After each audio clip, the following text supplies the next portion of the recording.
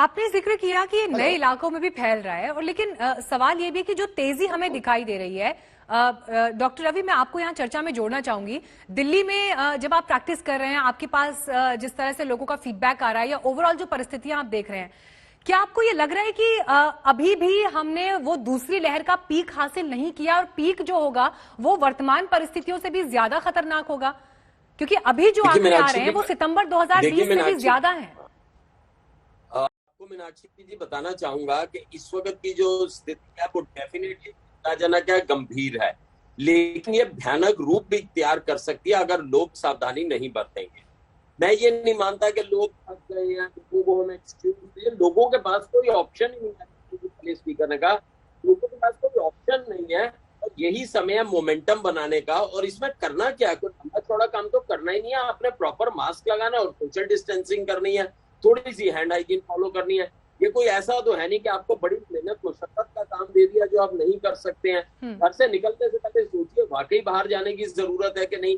किसी भी community gathering में ये प्रिज्यूम कीजिए कि सामने वाले को कोरोना है और उसकी जो मुझे प्रिकॉशन लेनी है वो लेनी चाहिए।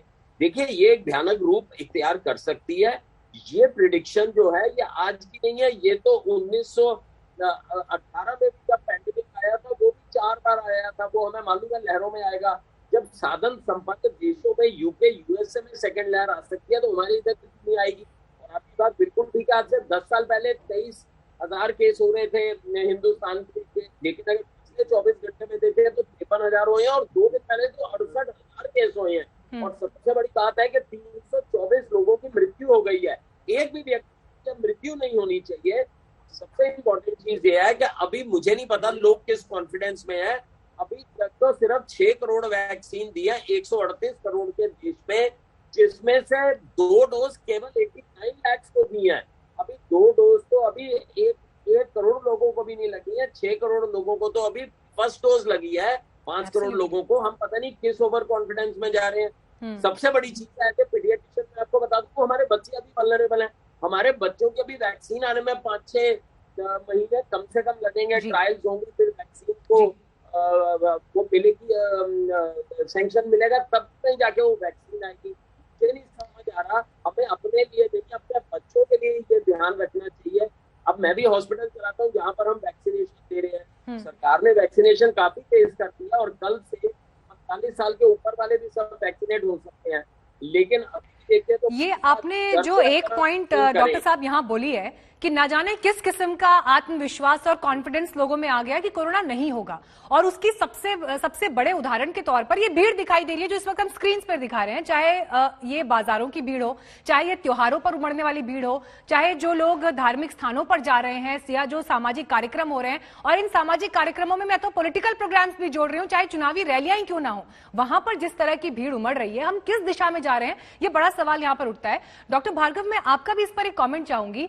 क्यों हमें ऐसा लग रहा है कि हमको कोरोना नहीं हो सकता? हम होली के लिए सड़कों पर निकल देते हैं, हम धार्मिक स्थानों पर निकल देते हैं। मीनाक्षी जी धन्यवाद for having me on the show. सबसे बड़ी बात है, हम पॉलिटिशियंस को मिमिक करते हैं। जिस प्रकार की इस समय रैलियां असम में हो रही हैं, वेस्ट बंगाल में हो रही हैं, केरला में हो रही हैं, तमिलनाडु में हो रही हैं, उसी का उदाहरण आजकल लोग सड़कों पे देते हैं कि जब इतनी रैलियों में, और किसान आंदोलन आज भी चल रहा है 3 महीने से, तो लोग उदाहरण देते हैं कि जब इनको नहीं हो रहा तो हमें क्यों होगा। देखिए, एक इतनी बड़ी उदासीनता क्यों है, क्योंकि हमारा पॉलिटिकल वर्ग बात नहीं कर रहा। अब इसमें वर्ल्ड लीडर्स की बात देखिए। जो बाइडेन रोज न्यूयॉर्क टाइम्स में बोलते हैं कि कोरोना से बचना है, कोरोना के बचाव के लिए क्या क्या तरीके होने चाहिए। हमारी पॉलिटिकल लीडरशिप पिछले कुछ दिनों से, पिछले कुछ महीनों से शायद इलेक्शन मोड में है, जिसकी वजह से कोरोना कहीं ना कहीं उसके पीछे छुप गया है। तो जो आप होली का सम्मेलन दिखा रही हैं और आप प्रयागराज में दिखा रही है या कुंभ में दिखा रही है, क्या ये क्यूमुलेटिव एफर्ट हम लोगों का नहीं है कि हम लोगों को, पॉलिटिशियंस को, जिसको पब्लिक फॉलो करती है, उनको बोलना चाहिए कि आपको संयम बरतना आवश्यक है।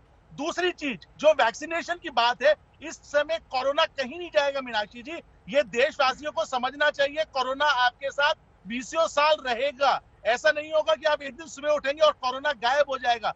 आपको चाहिए एक सुदृढ़ वैक्सीन और वैक्सीनेशन। आज जो हम कोविशील्ड और कोवैक्सीन की बात कर रहे हैं वो 60 से 70% सिर्फ इफेक्टिव है, जबकि फाइजर की और मॉडर्ना की वैक्सीन 90% 2 डोज के बाद और 80% 1 डोज के बाद। अगर हम पिछले 4 से 6 हफ्ते का डेटा देखें यूएस का, 90% की गिरावट है, उनका ग्राफ सीधे नीचे 90 डिग्री से ड्रॉप कर रहा है। हमारा ड्रॉप क्यों नहीं कर रहा? इस समय कोरोना के साथ में संयम बरतना जरूरी है, पर संयम बरतने के साथ में पॉलिटिकल विल होना जरूरी है। और तीसरी, वैक्सीनेशन की गति जो है वो 50 लाख, 60 लाख, 80 लाख, 1 करोड़, 2 करोड़ रोज होनी चाहिए।